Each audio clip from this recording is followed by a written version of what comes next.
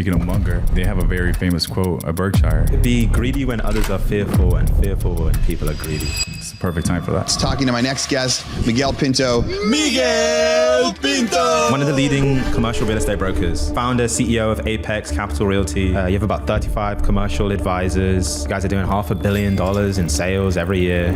We want people that take it as a career. This is what they do day in and day out. We want them to become millionaires, and they should want to become millionaires. If you don't want to, you're in the wrong office. So 10% of agents get 95% of commissions. What is the difference between being in that top 1%, top 10%, whatever it is? You work 45 hours a week, you're already beat 50% of the population there. 45, and 45 is not impressive. You work 60 hours a week, you're in the top 10%. So if you don't get caught up in that lifestyle of going to the clubs, you're chasing tail, and you're drinking, and you're like showing up to the office, you're gonna do amazing. You didn't come in with any like crazy familial relationships or a friend who owns like massive buildings. And so I think most people coming from that vantage point will be like, how do I even get in a room where they're talking about $10 million deals? Look, I'll share with you the story. I found an interesting article that I saw online. Charlie Munger talking about the state of commercial real estate, and basically there's a storm brewing. There's a storm brewing in commercial real estate. And I think there's like a few different forces that are at work. But basically what he was saying is that there are a number of bad loans that have been given out, and it's going to get to the point where there's just a ton of kind of distressed commercial real estate on the market. I'm curious, just as a place to start, like what are you seeing from your vantage point? Like what's kind of your perspective on where that market's at? Yeah. Very interesting what's happening right now. So interest rates are the sole determinant of pricing in real estate. Interest rates go down, prices go up. Interest rates go up, prices go down. So if you look at 2021, early 2022, you were getting 3.5%, 4% loans in real estate. Commercial real estate, your loans are 5 to 10 years. In residential, they're 30 years. So Charlie Munger's article, he's alluding to commercial real estate. If you have a 30-year mortgage, you're not going to sell right now because you're just going to get yourself into a higher payment to move to maybe a slightly better house, maybe, but you're going to pay much more. So you don't have to make a move if you don't want to. In commercial real estate, when that loan comes due, you have to make a move. And you really start making those moves 6 months prior to when that loan matures. So just basic math, right? $1 million deal. You're going to get a loan for, say the loan's $1 million. You're paying 4% interest on it. Let's just assume it's an interest-only loan. You're paying $40,000 a year for that loan. Nowadays, that same loan is $80,000 a year. It's double the price. So for investment sales, right, properties that have income, your yield just keeps going down. It keeps getting contracted. And in the market, when you go to sell these assets, it's all based on your yield, right? So there's a huge storm brewing. From an interest rate perspective, every single asset class has been affected. But then you look at development. Inflation has caused prices to go up in construction. Not only the material, but the labor is through the absolute roof. In Florida, we don't deal with unions, but if you're in a union state, it gets even worse. What we do deal with in Florida, especially South Florida, is insurance. No insurance carrier wants to insure properties in South Florida. So right now you have to deal with Citizens, which is the state of Florida's insurance company. That used to be the insurance company of last resort. Nobody wanted to ever go there. And now it's the only one that will insure you. So you have a bunch of negative forces. I mean, insurance costs, you can't really do anything about it. Construction costs, you can't do anything about it. Interest rates, go talk to Jerome Powell and see if he'll lower them. You have all these macro forces that, it's totally out of your control. And as inflation keeps rising and interest rates keep rising, the values are going to keep going down. I was telling you earlier, I was walking down the city and I would look at these office buildings and every single one has a for lease sign. There's a bunch of, you go on LoopNet, there's a bunch of vacancy. Everyone's underwater for the most part. And in certain asset classes worse than others, right? So office, they're hurting ever since COVID happened. Well, let's work from home, or this hybrid thing where you come in 2-3 days a week. These buildings, companies realize that, hey, maybe I don't need this much space anymore. So they'll either just totally go remote or they'll downgrade. In hotels, we were a big winner of COVID at one point in South Florida because we were one of the first ones to open, and you didn't really have to wear a mask. It was as normal as you could get to in that period of time. So everyone wanted to come to South Florida. The hotels did amazing. Then the world opened up again, and then you started getting more to normalcy from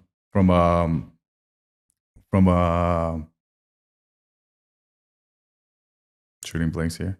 I guess in terms of like a living situation, From like an also occupancy from a level. travel. From an occupancy level, right? Yeah. So they're hurting too. Man, I talk to landlords every single day. I just came from a meeting. Let me give you a story.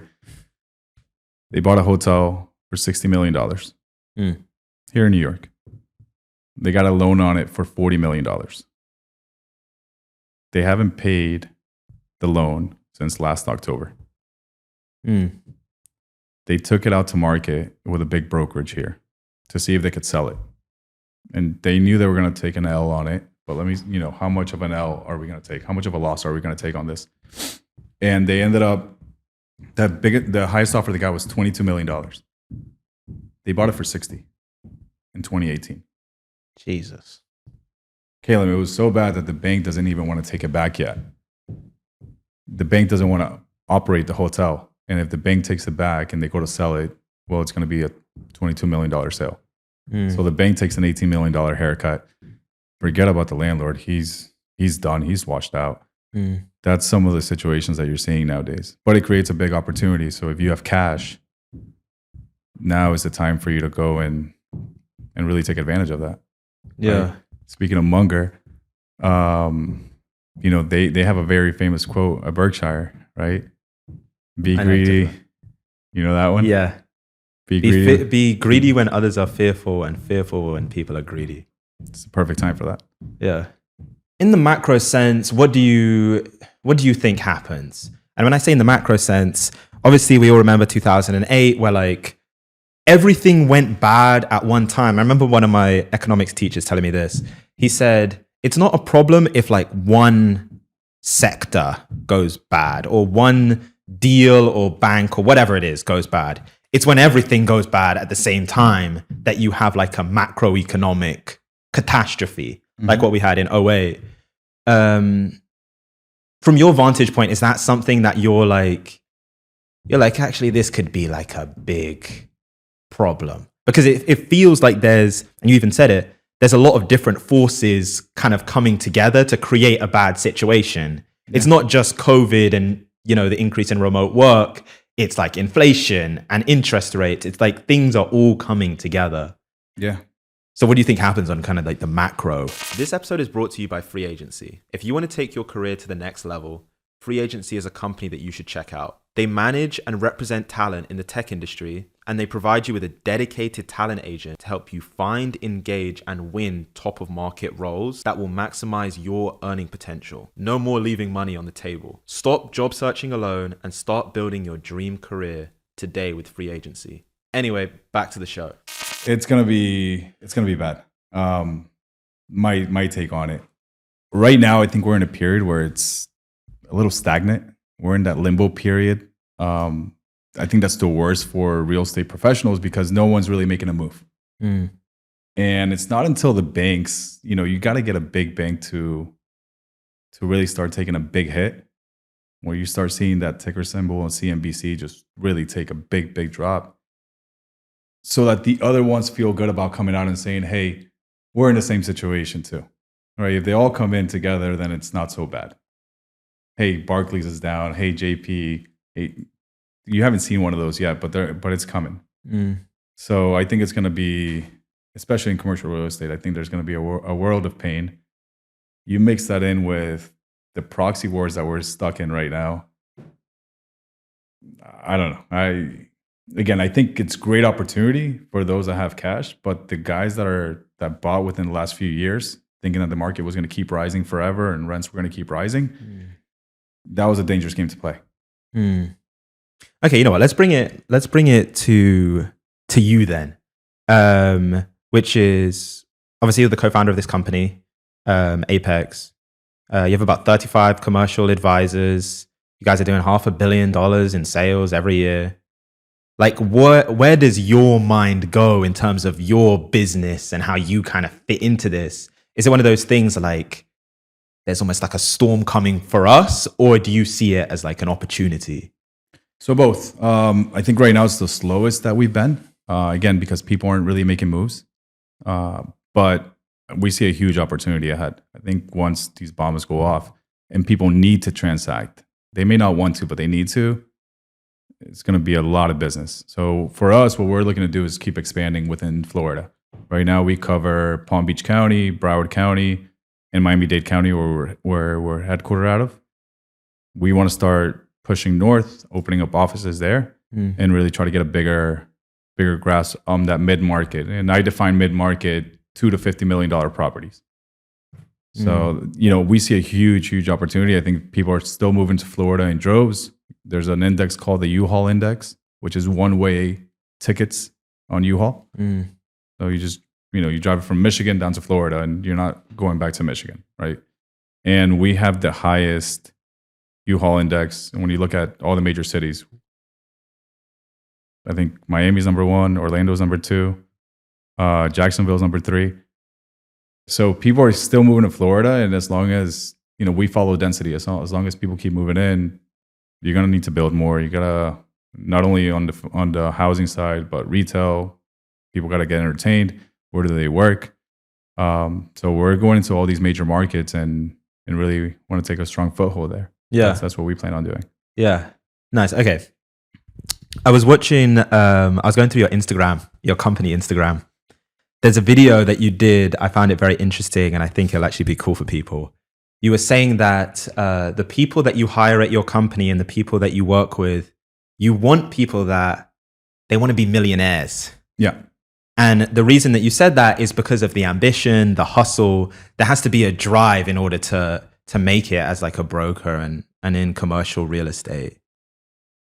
Even before we started recording this, you were saying like people that get into this world and start to have success in the world of real estate, it's like they're almost talking a different language to their peers, because their peers might be talking in hundreds and thousands, but they're talking in millions.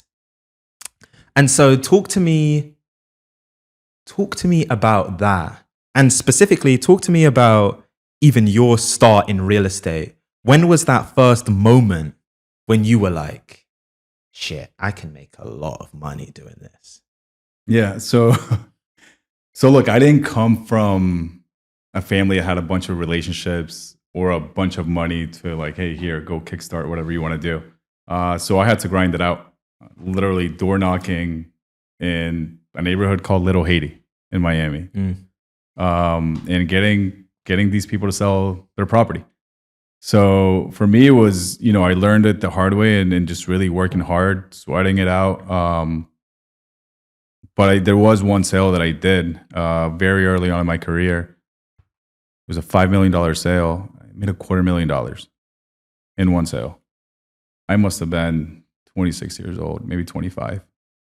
And that day I was like, okay, let's keep doing this for some time. Like, I like this. and before, I was focused on smaller deal sizes. So while, we're making money, but it wasn't, I had never seen a $250,000 check just from one sale before as a commission payment. So that happened early on for me. And then what I started figuring out was I needed to create more opportunities, right? And at the end of the day, you have 24 hours in a day, so do I. You got to sleep, you got to eat, you got to hang out with friends, family. You can only work so much. Therefore, you can only uncover so many opportunities. And for us, it's a lot of face-to-face dealings, the way that we operate. Commercial real estate is very antiquated in the way that people do things. Also a good opportunity for someone that has an idea there.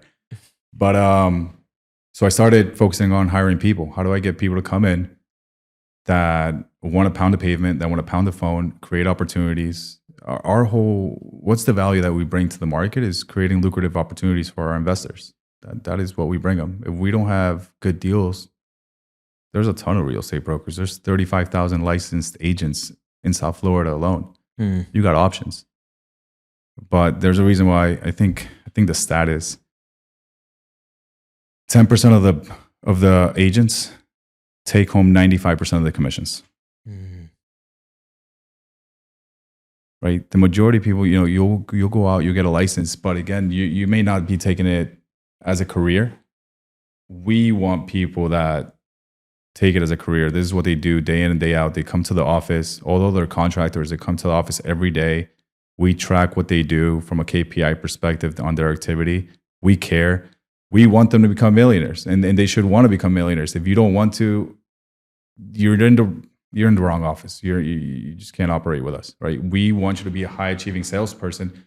And if you're a high achieving salesperson, it's only natural that you're going to be getting big fees, and soon enough, you're going to be, whether it's on a net worth or just what's sitting in your bank account, you're going to see 7 digits very soon. So we look for that. When we interview people, it's more, at least for me, I sit in every single interview I sit in. And for me, it's about the character of the person. I don't look at their CV as much as I ask them questions about them. I want to feel and I want to hear that they want to sell and that they can close. Right? I think there's 3 parts to selling. There's marketing, there's sales, and there's closing. We'll help you get through the marketing. We'll help you get out there. But I need to know that when you're in front of someone, that you can drive value, that you're trustworthy, you can talk to someone, that you're not weird. And then at the end, we talked about this a little bit before we started this, is closing. You got to ask for the business. You can't be afraid. You can't go to a meeting and then not ask for the business at the end, or else you're not going to get it. So I want to feel that in an interview. I want to understand your relationship with your friends, with your family. We're probably going to spend a ton of time together. So nothing worse than being in an office that's a toxic environment or someone that you don't like or just doesn't mesh well with the team. So for me, it's that. That's what I look for. And yeah, that's our path to growth, right? We're only as good as the team that we built. And so how do we keep getting better and better? Not only making the people that are there better, but also bringing in talent that just, we get rising tides. See, it's interesting, and I like the way that you broke it down, which is there's three stages of sales, right? So marketing, selling, closing. You keyed in, which I thought was interesting, you keyed in on the closing. And so if I'm trying to get better at closing, I'm trying to be a closer, what is the skill set? And is it as simple as you just have to ask for the money? Or is there more to it? Like, what makes a world-class closer? Yeah, so you got to identify the pain that someone's maybe having. And pain doesn't necessarily mean they're feeling physical pain or that, they're going broke. It something that we talked about, right? I don't want to set up my social media channels. I don't want to hire a videographer. I don't want to do this. I don't want to do that. That's the pain that I have. Can someone solve it for me? And I pay them? Absolutely. And I would be happy to do so. So in real estate, it's uncovering the pain for what the landlord or seller has. Do you have a loan coming up? Is your building vacant? Do you have under market rents? Is your bank calling you saying that you've defaulted on the loan because of an unsafe structure? What's going on in your world? How do we help you out? How do we add value with what we have to offer? And then at the end, after we've had the consultation, after we presented what we were there to do at that meeting, whether it's evaluation or just addressing the concerns that the client has, we always ask for the business at the end, right? But again, I think the phase before that is the selling part, right? Look, to me, marketing is getting your name out there. Do people know who you are? If they don't know who you are, you're dead at phase 1. If no one knows that you have a podcast, no one's going to listen to it. Mm. So first, getting your name out there, right? And for us, that means pick an area or pick an asset class and call the sellers and landlords and offer some type of value to them, right? If you just call and say, hey, I'm Miguel Pinto, I sell real estate, I just wanted to tell you that, not good enough. You're going to get hung up on. So when we market, it's, we offer some type of value, right? So generally we do it we have information that the market doesn't know about, right? There is no place to get, for instance, lease comparables. How much is the free agency paying for this space? You can't go on public record and find that out. But if we did the deal, we know how much you paid. So we may call the landlord, the office building across the street, and say, hey, we got these guys on the eighth floor space. We got X amount of dollars per foot. We see that you're marketing your property at Y bucks a foot. There's a delta there. Why don't we meet and talk about it? So that's marketing. When you're in front of that person, now you're selling. Now you start talking about their building, about the comparables, and at the end, after you've uncovered the pain points that they have, right, for that particular example that I just made up, they're not maximizing the value of their building. They're not getting the most amount of rents that they could. At the end, that's for the business, right? Hey, let us take over the assignment of leasing up your property. Whoever's doing it is not doing it at the optimal level. And again, there has to be a value, right, to that for someone to engage you. But again, if you don't ask for the business, you're just simply not going to get it. So that's how I break it down. Yeah. It's interesting you said 10%. So 10% of agents get 95% of commissions. And it's actually interesting. It's called the power law. And it actually occurs in like every industry. You start to see it in almost like any walk of life, that a small minority of people get the majority of, I don't know, the results, the outcome, the money, whatever it is. You can literally take anything. You can see it in sports. Like the majority, even if you think about like max contracts or whatever, like the small minority of athletes are making the majority of the money. I think the question is, and it's why there's so much interest in like the top 1% or the top 5%, 10%. People want to know, like, what can I do that I'm in that exclusive group? Because if I can make it into that group, it's like my life is different. Like when you got that $250,000 check, life is just different after that, right? And people want those outcomes. And so I'm curious for you, like when you even reflect on your own story, your own experience, what is the difference? Because I'm sure there's a point in your journey when things weren't working, when you weren't one of the top agents, brokers, whatever it was. What is the fundamental difference from when you were from when it was not working to when the $250,000 check lands and now you're in like a different stratosphere, and even like the fees that you guys are doing, the transaction volume that you're doing now? What is the difference between being in that top 1%, top 10%, whatever it is, and when things aren't working, the rest? Yeah.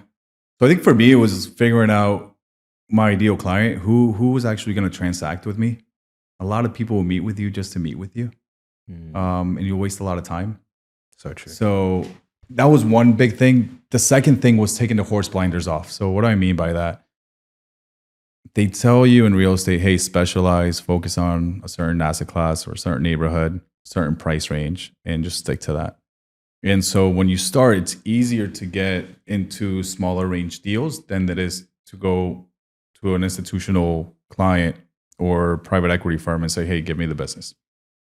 And it wasn't until I got, again, maybe like 25, 26, that I got presented an opportunity to be able to list a bigger property in terms of price that I wasn't doing before. And I noticed that it was actually easier to sell the higher ticket price points than the smaller ones. Generally, the sellers are more sophisticated. They're professional investors. They have a team behind them. So there's not a lot of hand holding going on versus the guy that maybe inherited the property that doesn't know much. You got to do a ton of hand holding. They're very emotional. So that part opened up my eyes a lot, Caleb. When I did that one sale, I said, okay, I can't go back to dealing with these mom and pops. I will at a certain price point, but it's the same amount of work for me to do a $10 million deal than it is to do a $1 million deal. Same exact amount of work.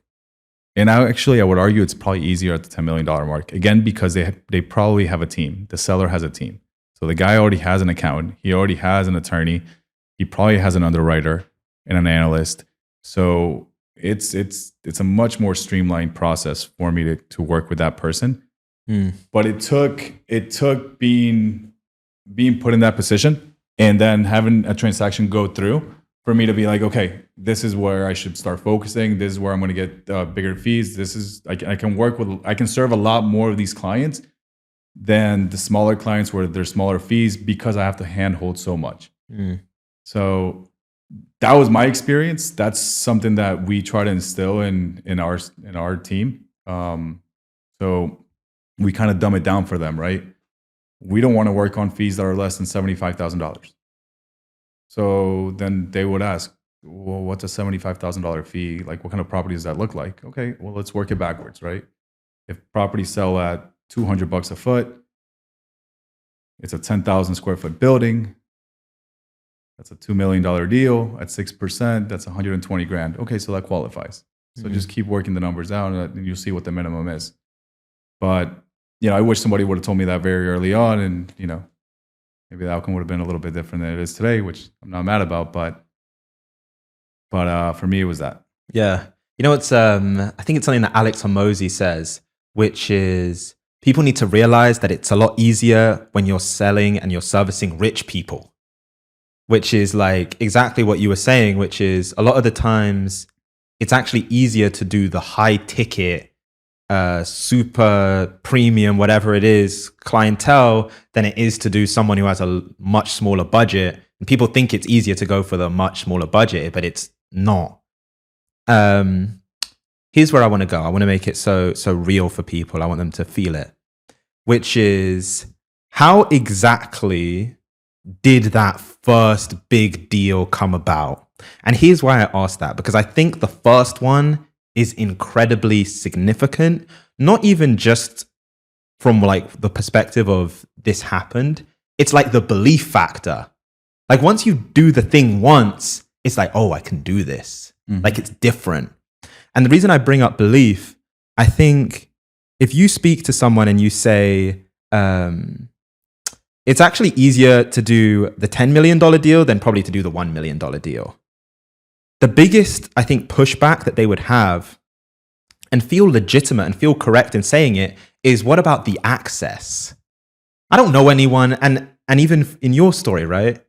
You didn't come in with any like crazy familial relationships or a friend who owns like massive buildings who could put you on, or I don't know, an uncle who could give you the connection. And so I think most people coming from that vantage point will be like, how do I even get in a room where they're talking about $10 million deals? Like the only people I know are doing the lower ticket deals. Like those are the people that are around me. That's what I know. Yeah. Like how do I even get the access? How did you get the access? Look, I'll share with you the story. I found a multifamily deal. I think it was like 700 grand. Not a big deal. I spoke to the seller. We agreed on a price and I would sell it for him. And I was trying to find my own, instead of putting it online on the MLS or whatever may have you, I wanted to sell it myself so I could try to get both sides of the fee, right? In commercial real estate, there's a buy side and there's a sell side fee. You can get both.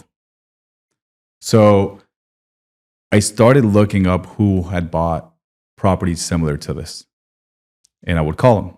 There was one guy that had bought a ton of real estate, but I couldn't get a hold of him. The gatekeeper would not let me talk to this guy.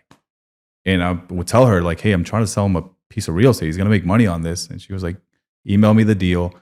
We'll tell you, we'll call you if we're interested. I would follow up. This was maybe over a week's time. I wasn't hearing back. And I looked up where the guy's office was. And I said, forget it. I'm going to go and show up myself. I get to the office. The gatekeeper's there. She knew my voice. I knew her voice. She didn't want to let me go see the guy. But the guy heard me at the front desk talking to her and saying, hey, come on, just give me 5 minutes with him. I want to pitch the deal. It's a great deal.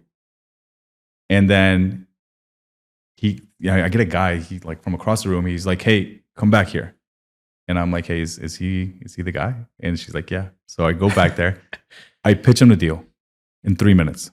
He literally tells me, you have 5 minutes. So I pitch him the deal. In 3 minutes, I pitch him the deal. At that table, he's like, okay, write up the contract, $700,000, no problem. So I go back to the office, write up the contract, bring it back to the office. He signs it. We end up closing. Before we close on a deal, I was talking to him a lot. When you're in contract on a property, you're talking to that investor a lot during that period of time, right? Setting up inspections, talking about the property, etc. So during that period of time, and I'm so appreciative of this person. Frankly, he became a mentor to me at some point in time. And we still talk a lot to this day, and I learn a lot from him. I asked him, I said, hey, can I get into the deal with you? Can I roll my fees, the commission that I'm going to get? Can I roll it and be your partner on the deal? And he was nice enough to allow me to do so. He didn't know me. When I asked him that, he didn't know me 15 days before that. He didn't know who I was. If I have a criminal record, he didn't know anything about me. We just had a great vibe together, and I think he saw that I was adding value.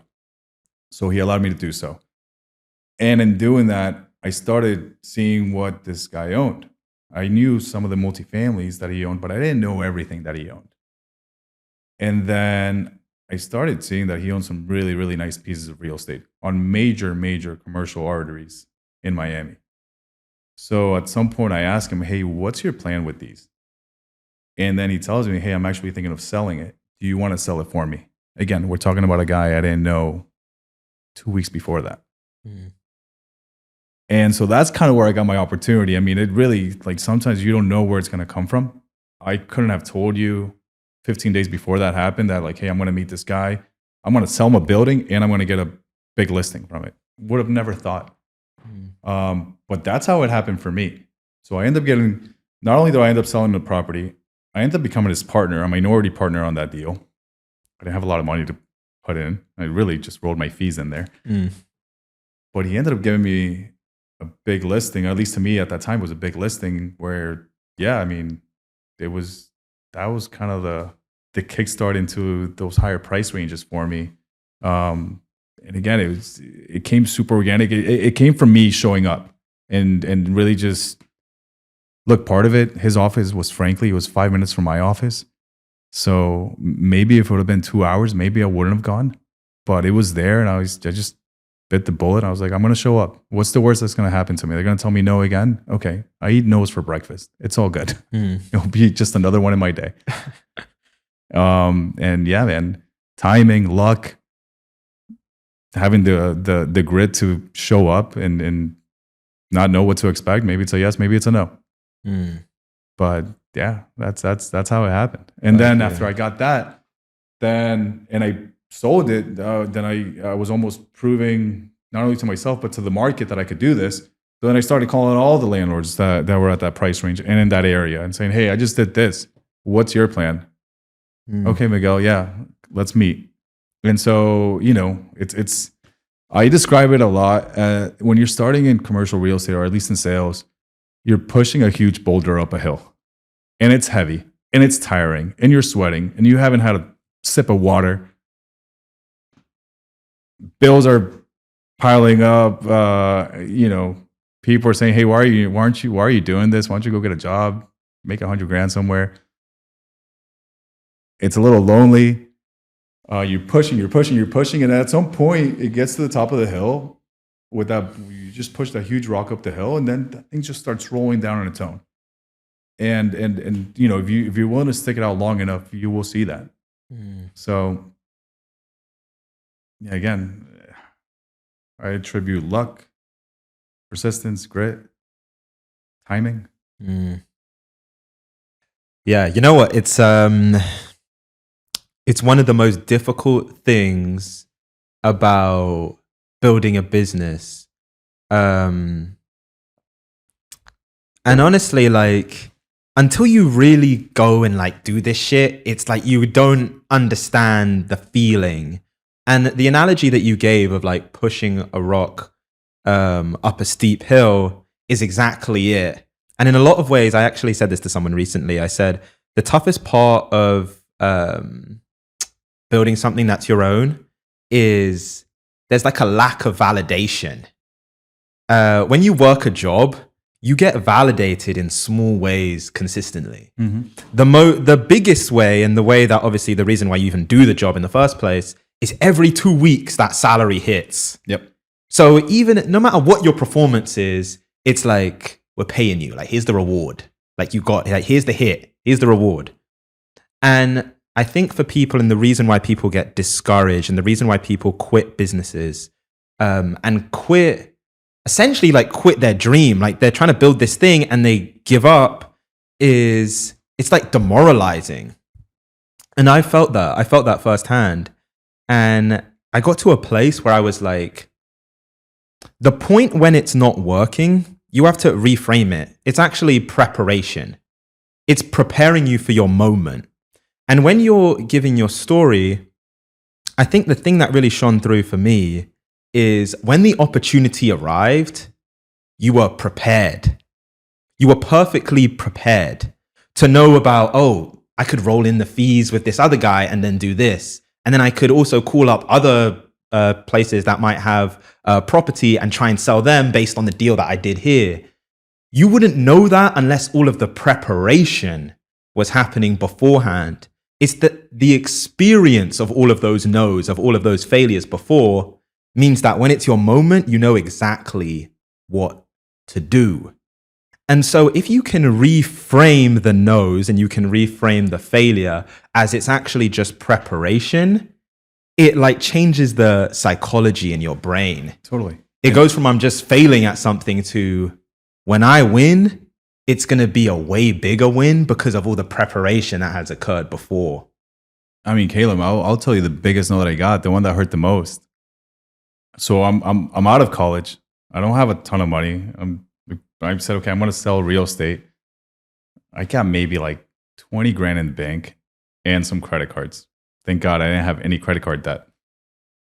But so I was super careful with the cash because once you run out of cash, you'll run out of fuel. You're done. Game over.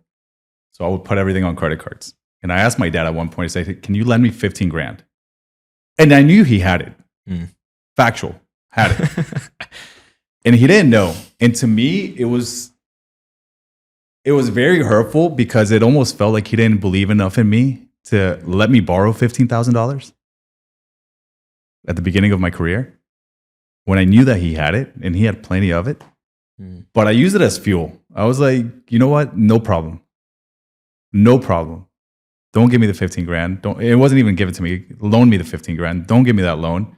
I'm going to prove you wrong. I'm going to prove everybody wrong, right? So I use it as fuel to I had enough conviction in myself that I can do whatever I set out to do, but really just to kind of prove my father wrong in a way. Look, and I have an amazing relationship with him. I didn't get upset. Him and I talk every single day. I think to this day he maybe regrets it, and he'll admit it one day.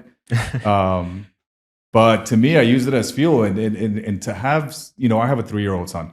My 3-year-old son wants to do something entrepreneurial, and I see that he's extremely serious about it. I will do whatever he needs me to do. Right? So to me, when that happened, man, it was like, you remember Fast and the Furious when he pressed the button and it got NOS and the fucking car just went at a whole other speed that the car didn't even know it could go? For me, it was that. I was like, okay, no problem. I'm pressing the NOS button now, and man, I didn't have a dog. I didn't have a girlfriend. I didn't have anything going on in a personal life that would impede me from just outworking absolutely everybody. So instead of getting depressed and saying, oh shit, what am I going to do? I just, okay, no problem. I'm going to put in 18 hours a day. I want to make sure everyone knows who I am in whatever sphere I'm working in, knock in as many doors as I can, do as many calls as I can, and just just get out of this as quickly as possible from that money standpoint. How do I generate fees as quickly as possible and just prove everybody that maybe didn't believe in me, prove them wrong? Beginning with my dad. But yeah, I mean, talking about being prepared, having that time, again, not having a significant other, not having any pets, not having anything holding me down. I would watch a ton of YouTube and watch people. How are they structuring deals? Not only selling the deal. It's very different selling something and owning something. So I would see the guys that were owning real estate, how they would structure deals, watching their stories on how they got started. And that's where I got some of these ideas. Like, maybe I don't need money. Maybe I can just put the deal together and roll my fee into the deal. And build equity that way. So, that's the part of preparation, I think self-educating. I think, like, for example, your podcast is a great way to do so. You get experiences from people, their falls, how do they come up from those things? One thing is being smart and getting out of a situation, out of a problem. That's being smart. Wisdom is when you use somebody else's, when you know a problem that somebody had and how you can just avoid it in you learn from other people's experience. Totally. And I think that's wisdom. Right? So you can do that both for problems, or you can do that for maybe opportunities as well. It's interesting sitting in this chair asking these questions. One of the things that I see, because everyone that we speak with, they've achieved something. They've achieved something huge that maybe even when they were younger, they didn't even dream of.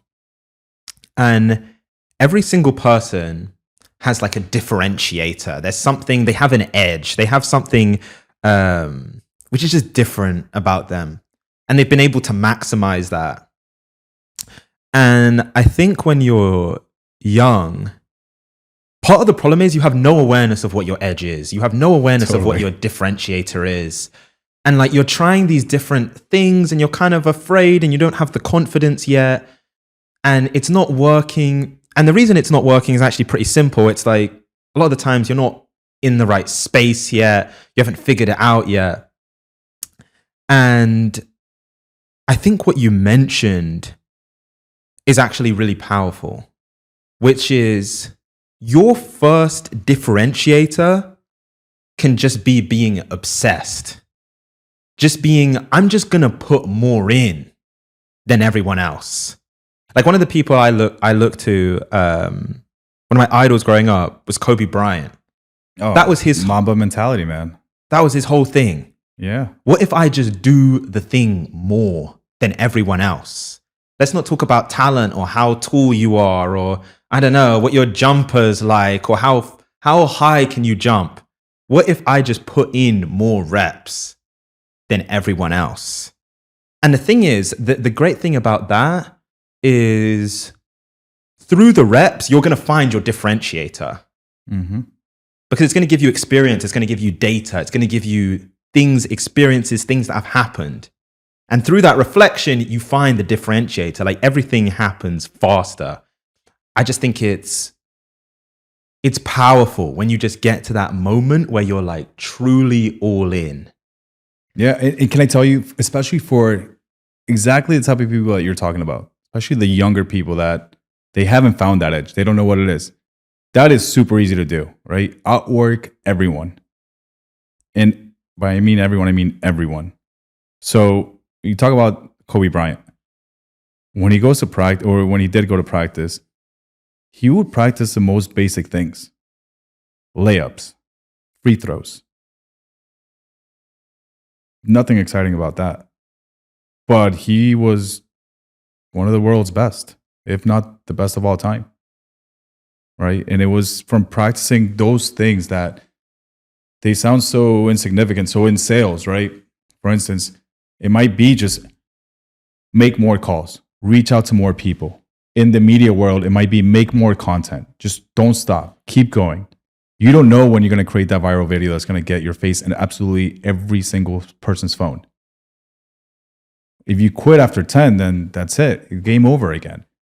Keep going. So whatever medium you're in, What is that simple activity that you can just outwork everybody on, right? There is a reason why Kobe spent hours every single day shooting free throws. The guy could shoot him with his eyes closed. Even after many championships, he was still spending hours doing that. There's documentaries about this. I don't know if you saw the one about the USA team. This guy would be at the gym at 4 a.m. Like, he had already done everything. MVP X amount of times, NBA champion, I mean, he was still outworking everyone. And that didn't change, you know, for some people it changed throughout your career, but most definitely in the beginning, he always had that mentality. It's not like that mentality grew towards the end of his career. It was from day one. So, you know, what are those reps that you can take every single day and just, you don't have to be innovative about it, but just do it more than others. And then you're going to get better and better and better. And you're going to convert more and more and more. That's what's going to happen. So what is it in your space, right? You can change your life by just wanting it more, just doing more than other people. I think it's so doing it. It's so not powerful. Wanting it, but doing it. Yeah. You know what's interesting about that? Because it's interesting. Growing up, I was always like, and I've always been very cautious. But I get to a point when I want something so much that the action almost becomes automatic. Because it's like the only way that I'm going to get it. And so if you want it enough, the action will come. You know what? One thing I wanted to ask you about.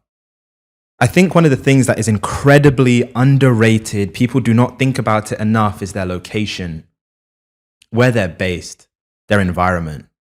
You can change your life by changing where you're based. Oh, huge.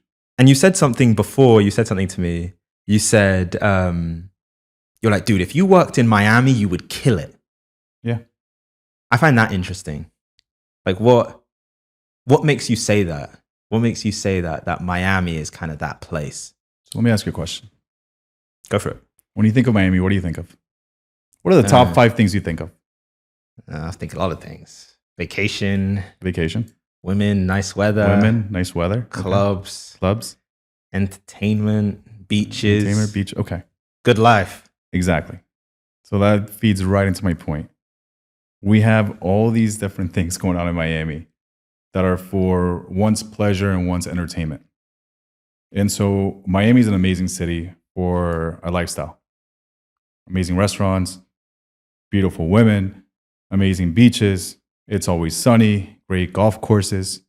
So what happens there is that a lot of people, you know, we're in New York right now. The hustle and bustle here is like no other. So what do I mean by you would absolutely crush in Miami? If you come with that New York mentality, that New York hustle, you don't see it down there. And I think that's part of, again, talking about what we just talked about, doing it more than others, having more activity than others. It's easy to outwork people there. It's actually, I mean, you work 45 hours a week, you're already beat 50% of the population there. 45, and 45 is not impressive. You work 60 hours a week, you're in the top 10%. You're willing to put up 80 hours a week, you're in the 1%. So if you don't get caught up in that lifestyle of going to the clubs every night because you're chasing tail and you're drinking and you're like showing up to the office, you know, at a 40% capacity because you still got tequila in your system, you're going to do amazing, right? If you just keep your head down and focus. So Miami it's a place where it has a ton of capital, a ton of it. We have some of the world's wealthiest people living there now, not just vacationing anymore, but living there. A bunch of private equity groups, into institutional clients. So if you're able to, again, just outwork a lot of people, surround yourself with these guys, be in the same circles, you're going to do amazing. And that, whatever that is in your world, right? So who are the biggest media guys in Miami or in South Florida? I don't know. Do you know? No. Okay. There's a huge opportunity there. The fact that you don't know and you're in the space, you could be the guy. Nice. That gets me fired up. Okay, here's where I want to go. You spoke about the story with your dad, Yeah. proving yourself. I think it's such a powerful motivator. Not with dad specifically, but like. And for the record, I don't have daddy issues. Like I love my dad. We hang out. We play chess every day on the app. Like we're good. My dad to me is everything. So just for the record, there are no daddy issues. But to me, it was a little bit of a slap in the face when he told me no. You don't want your dad sending you a message after he hears this episode. He's like, "What are you talking about there?" Yeah. No, that's a good disclaimer to have. I'm curious, because I think the interesting thing, it's like the chip on the shoulder, right? And I resonate with that because I've had a chip on my shoulder since I was a kid. It's an incredibly powerful motivator. It almost like pushes you past the limit. It's like automatic, like fire. It just burns in you. I'm curious because now you have 35 advisors. You guys are doing crazy numbers in terms of sales. Even for the region that you're based in, you're one of the top brokers. Was there a moment, has a moment occurred where you felt like you've proven yourself? No, man. Take, it's so funny. We have a bunch of little accolades when you walk into the office. To me, it feels like propaganda in a way. No, man. I mean, to me, it's how I measure success. It's really by the time, how much time do I get to spend with my son and my wife? Do I get to take him out to nice places? Can I not think about the bill and vacation? Just stay wherever we want to stay and for as long as we want to stay. Can I bring my mom along? Can I bring my nanny along so that I can go and have dinner with my wife and whoever I love? For me, it's spending time with the people I love the most and being there for them. And so I don't get to do that yet. I'm still, I get up at 5:30 in the morning. I'm in the gym by 6, work out for an hour. I'm home by 7:10, shower. I'm in the office by 7:45. I'm the first one in, the last one out. And again, it's just from that work ethic that I just have. But at some point, I don't want to miss. I want to be able to pick up my son at noon from school and take him to the park at 3:00. I'm not there yet, but to me, that's how I define it, right? It's not by how much money is in my bank account or how big the company is or what awards we've won. To me, it's very personal, and so I don't get to do that just yet. My wife does a little bit more than me, but yeah, man, that's. To me, I see it completely different. I think we're in this world for a very short period of time. And so, to me, I think your 20s and 30s are about building as much as you can so that the 40s and onward, you can just live the life that you really, really want to live. So that's what my intention is now. That's what I'm doing now. So that later on, I get to pick and choose. Could I do it now? In a way, sure, but I'm not quite there yet. What's stopping you from being there? $100 million. No, man, and the other thing is I want to drive change, right? So I'm from Colombia. It's a very poor country. Let me rephrase that. There's a huge wealth gap. The rich are very rich. The poor are very poor. When I go there, sometimes we go into these towns that, you don't see those things here, where kids are literally like starving. They may get a pair of socks for Christmas and they're happy about it. So for me, it's also what change can I drive? What my agenda, right? Everyone has their own thing. So for my wife and I, we want to do something with kids in Colombia. We're both Colombians, right? Can we build schools? Can we build hospitals? How do we make it better for them? How do we add technology to their life? So to do that, it takes money. And so for those reasons, I need to work a little bit harder. Yeah. While spending time with my family, right? Look, we just talked about me being able to spend time with my family. That's super important to me. That's how part of how I define success. They're here with me in New York, right? They're at the hotel waiting for me. As soon as I get out of here, I'm going to go hang out with them, take them out to dinner. Most people would have just been like, hey, baby, stay at home with the kid. I'll be back on Sunday. For me, it's important that they come. They're a part of what I'm doing. To me, work and my life, it's all interconnected. So, trying to appeal both sides of my life there. I'm curious, was that always a priority? And I'll even speak from my experience. I have my dad and my dad's family is from Sierra Leone. So my dad's in Sierra Leone right now. We'll talk on the phone and he'll ask me how things are going. I will launch straight into like what's happening with this podcast, what's happening with agency, just media. I love media. And it's almost like this thing that I care so much about. It's like an obsession. And I resonate with what you said about proving yourself. For me at this point, it's like I just want to prove myself correct. And I want it so much, it's like all consuming. And so when I'm speaking with my dad, he'll always try and get me to talk about things outside of this. And the reason why is it's entirely for my benefit. You can become too focused on one thing. It can actually consume you. And I think what he's trying to do is trying to create a more rounded person. He'll ask me questions about like even going on dates or like hanging out with friends and all of this stuff. And it's just not on my mind at the moment. It's like I want this thing so much. I'm curious for you because even when I listen to your story, it feels like you are in that place. It feels to a certain extent that you're still in that place where you just like want this thing and it's whatever it has to happen to make it happen. I'm curious when the other things became a priority, where the family life, where, finding a great wife and partner and all of those things that actually at the end of the day lead to the fulfillment and the happiness. When did those become a priority?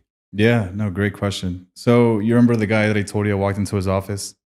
We ended up partnering on a deal, gave me a big listing. And I told you that he's a mentor of mine. And one of the things that we always talked about, and we talked about it a lot, was that life is a wheel. And it's broken into 4 parts. You have your personal life, you have your spiritual life, you have your family, and you have your professional life. And it's all broken down in 25% quadrants. So when your professional life starts eating up more of that, the other things start suffering, right? If now work becomes 50% of your life, how much time do you have for your spiritual life, your personal, and your family, right? So when I started thinking that way, it really started changing me. And the other thing that he would say a lot to me was enjoy the ride. We're talking about a guy that built a huge business, had 2,500 employees at one point, and sold his company for $100 million with no college education. And he told me, he was like, look, you're going to make it. He saw something in me. But he was like, enjoy the ride. You're just an animal working. You just don't stop. Call you at 4 a.m. or call you at midnight and you're picking up the phone. Just enjoy the ride. So those 2 conversations would always stay with me. And then, when I met my wife, she knew that work was a big part of it. And I don't see it as work. When I'm in deal mode, when I'm, if you put me behind a computer, yes, it's daunting to me. But when I'm in my mojo, it doesn't feel like work to me. So how do I get all these things to kind of live together in an ecosystem, right? So for me, for instance, the example I just gave you, I came here for work, but I can also leave here now once we're done and go grab dinner with my wife and my 3-year-old baby at Serafina and have a beautiful meal and enjoy ourselves in the city, and then go to the aquarium in Brooklyn tomorrow because my son loves sharks. And yes, I was here for work, but I also mixed it in with with that family time that's super important to me. So, how do you find that balance? And everyone's gonna have a different answer. And I also think as you grow older and other things start taking priority in your life, you'll start changing a little bit. Before, when I kid you not, I would put up 80 hours in a single week working. Not kidding. Now I maybe do like 55, 60 hours, right? I've also become more efficient in what I do and how I do things. I have a team behind me, but I'm still, make no mistake, I'm still the first one in, last one out of the office. Maybe Fridays I leave early and hang out with my family, but it's not easy. You got to find what works for you. Here's where I want to end. When Kobe Bryant was retiring, they asked him, they said, how are you going to deal with retirement? The reason they asked that question is because he was so obsessed with the sport. He puts up all of these accolades, all of this time in the gym. It seems like it consumes his life. It's like, how will this person ever step away and be even 1% fulfilled when they're not doing this thing? They ask him in an interview how he's going to feel fulfilled. How can he step away? He says, like, stepping away from basketball is going to be the easiest thing in the world for me. They're like, why? He says, I put everything into this game. I left no stone unturned. I was waking up at 3 a.m. to go and practice before any other player went and practiced. I gave it everything. Every drop of potential that I had was executed against. I'm curious for you. Do you think there's going to be a moment where, like Kobe, with 100% comfort, satisfaction, confidence, you would be able to step away from all of this, knowing that I gave everything to this game and it's my time. I just feel ready. Tough question. I don't know.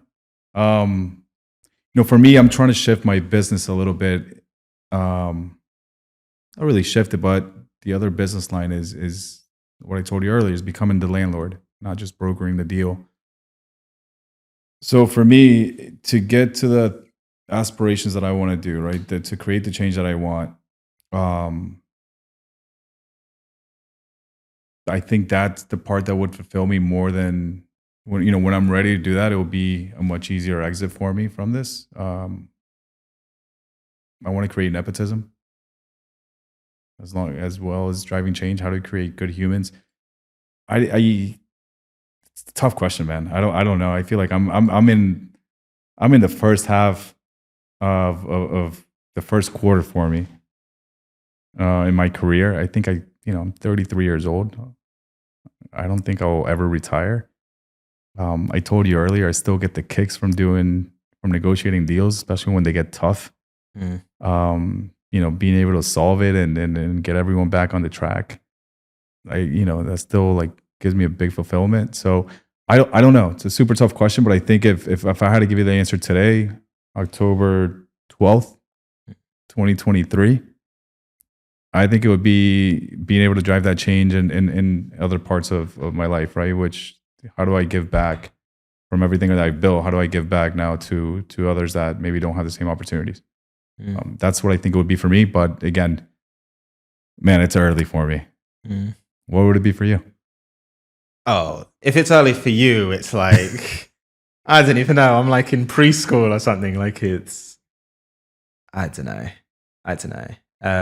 Right, Kobe. I mean, we're talking about a guy that won it all. Everything. Outworked everybody. I think the most impressive thing about him is actually the evolution. So like when he retired, he won an Oscar for like his animation, what he was doing with animation. He had like a children's book. I find that impressive, the evolution. He went into something else and was great at that as well. They asked Messi the same question not too long ago in an interview. What are you going to do after soccer? After you playing competitive soccer? And his answer was like, I'm going to go coach little kids. A guy that has it all, has won it all. You know, just he loves the game. He wants to be part of it. But more so than that is to how do you create value in others, right? How do you help others? He doesn't need to coach little kids. He can do whatever he wants.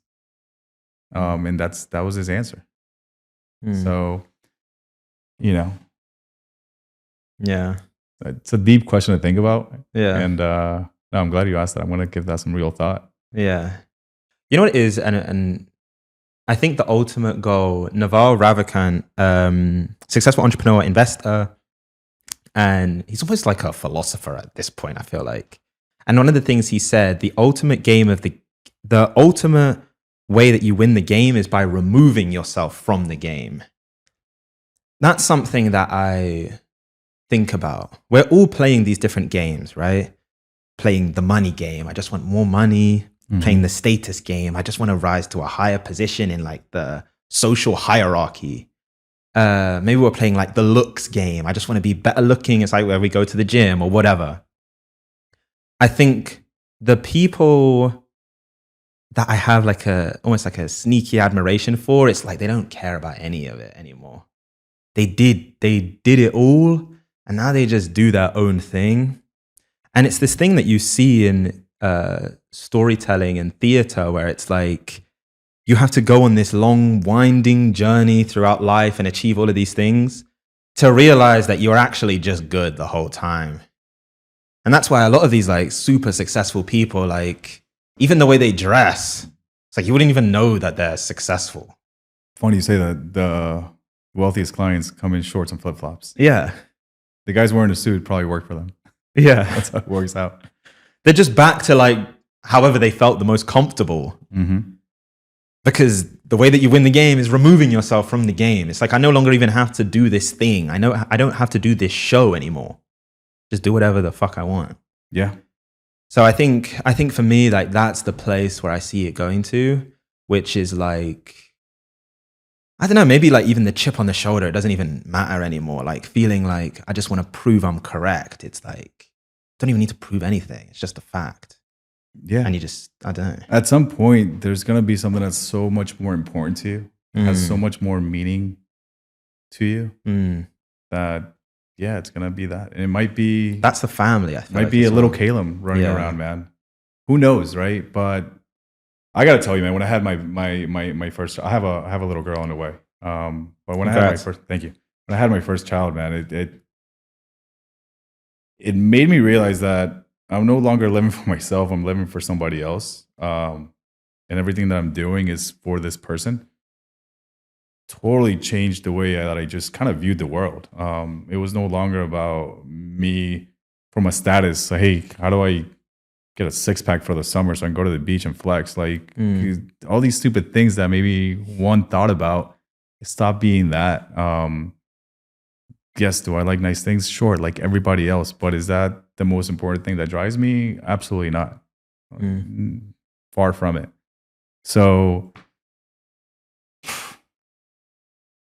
where do we go from here, man? You know what's going to be interesting is that in a few years or whenever it is, we're going to do another episode. And I just think it's going to be fascinating to see the evolution, both in like my story and then your story. Oh, I can't wait. Because I think the answers are going to be, they're going to be there. It all comes, and that's the thing, that's the beautiful thing about time, is like everything reveals itself, right? Like it will come. So, no, it's been a pleasure having you on, man. Likewise, man. Thank you for having me. If you enjoyed this episode, please subscribe to the channel.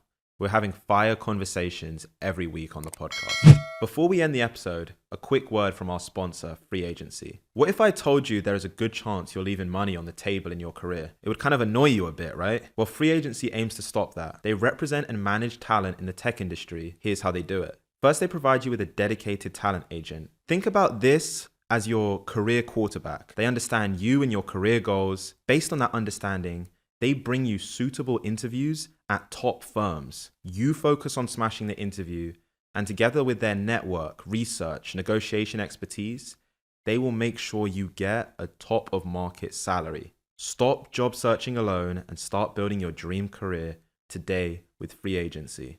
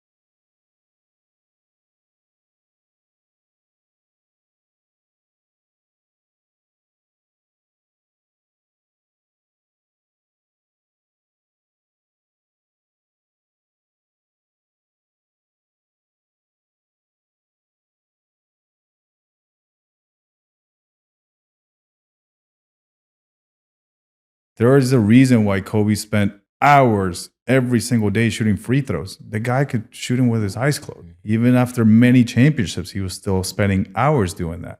There's documentaries about this.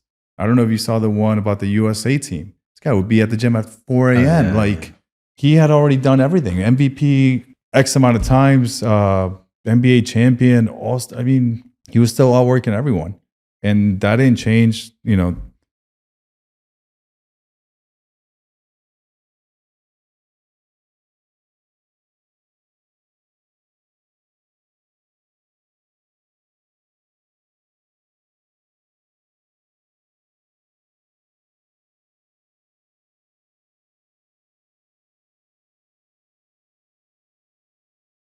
Remember Fast and the Furious when he pressed the button and it got NOS and the fucking car just went at a whole other speed that the car didn't even know it could go? For me, it was that. I was like, okay, no problem. I'm pressing the NOS button now. And man, I didn't have a dog. I didn't have a girlfriend. I didn't have anything going on in a personal life that would impede me from just outworking absolutely everybody. So instead of getting depressed and seeing, oh shit, what am I going to do? I just, okay, no problem. I'm going to put in 18 hours a day. I want to make sure everyone knows who I am in whatever sphere I'm working in, knocking as many doors as I can, do as many calls as I can, and just, you know, just get out of this as quickly as possible from a money standpoint. How do I generate fees as quickly?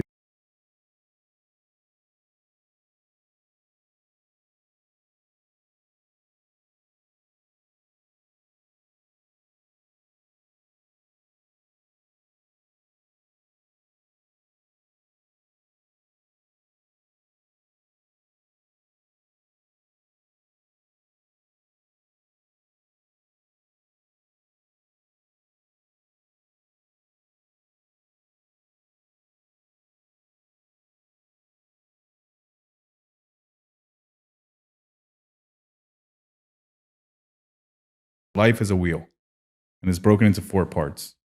You have your personal life, you have your spiritual life, you have your family, and you have your professional life. And it's all broken down in 25% quadrants. So when your professional life starts eating up more of that, the other things start suffering, right? If now work becomes 50% of your life, how much time do you have for your spiritual life, your personal, and your family, right? So when I started thinking that way, it really started changing me.